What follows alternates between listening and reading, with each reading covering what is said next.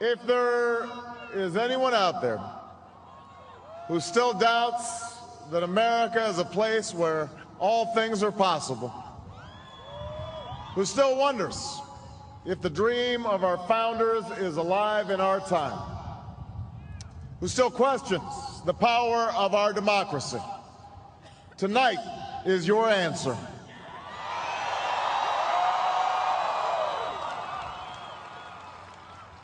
It's the answer told by lines that stretched around schools and churches in numbers this nation has never seen, by people who waited 3 hours and 4 hours, many for the first time in their lives, because they believed that this time must be different, that their voices could be that difference. It's the answer spoken by young and old, rich and poor, Democrat and Republican, black, white, Hispanic, Asian, Native American, gay, straight, disabled and not disabled, Americans who sent a message to the world that we have never been just a collection of individuals or a collection of red states and blue states. We are and always will be the United States of America.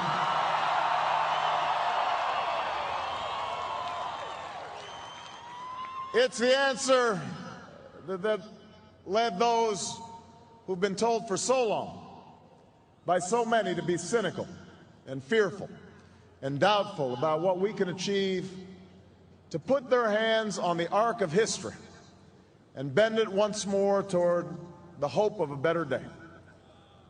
It's been a long time coming, but tonight, because of what we did on this day, in this election, at this defining moment, change has come to America.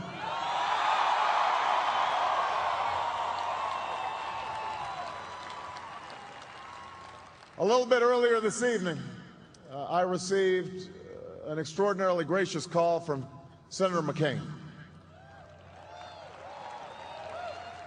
Senator McCain fought long and hard in this campaign, and he's fought even longer and harder for the country that he loves. He has endured sacrifices for America that most of us cannot begin to imagine. We are better off for the service rendered by this brave and selfless leader. I congratulate him. I congratulate Governor Palin for all that they've achieved, and I look forward to working with them to renew this nation's promise in the months ahead.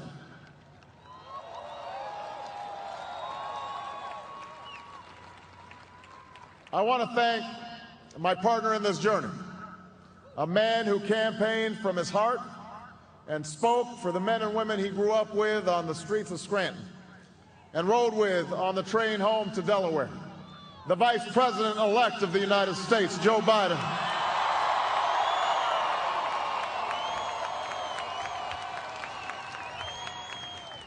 And I would not be standing here tonight without the unyielding support of my best friend for the last 16 years, the rock of our family, the love of my life, the nation's next First Lady, Michelle Obama.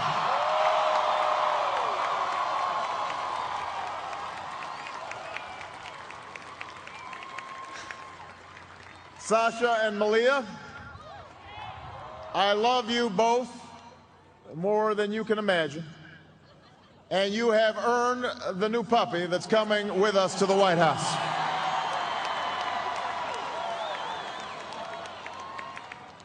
And while she's no longer with us, I know my grandmother's watching, along with the family that made me who I am. I miss them tonight. I know that my debt to them is beyond measure. To my sister Maya, my sister Alma, all my other brothers and sisters, thank you so much for all the support that you've given me. I am grateful to them.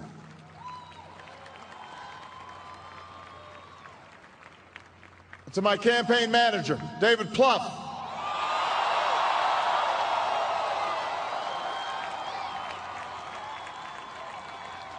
the unsung hero of this campaign, who built the best political campaign, I think, in the history of the United States of America. To my chief strategist, David Axelrod, who's been a partner with me every step of the way.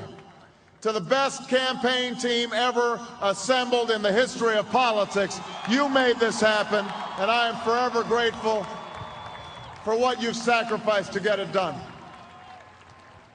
But above all, I will never forget who this victory truly belongs to. It belongs to you. It belongs to you. I was never the likeliest candidate for this office.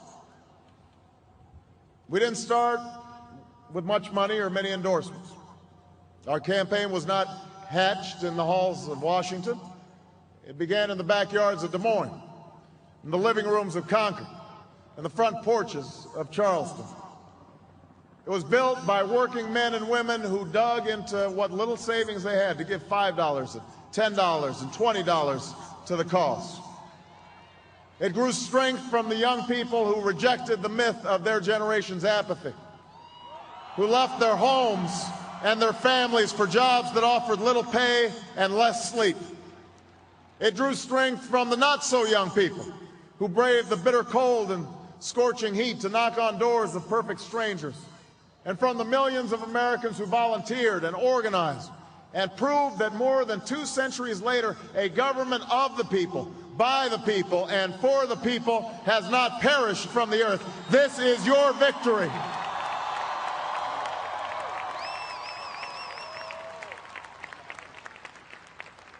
Now, I know you didn't do this just to win an election. And I know you didn't do it for me. You did it because you understand the enormity of the task that lies ahead. For even as we celebrate tonight, we know the challenges that tomorrow will bring are the greatest of our lifetime.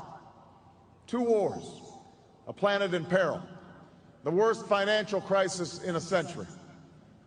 Even as we stand here tonight, we know there are brave Americans waking up in the deserts of Iraq and the mountains of Afghanistan to risk their lives for us. There are mothers and fathers who will lie awake after their children fall asleep and wonder how they'll make the mortgage, or pay their doctor's bills, or save enough for their child's college education.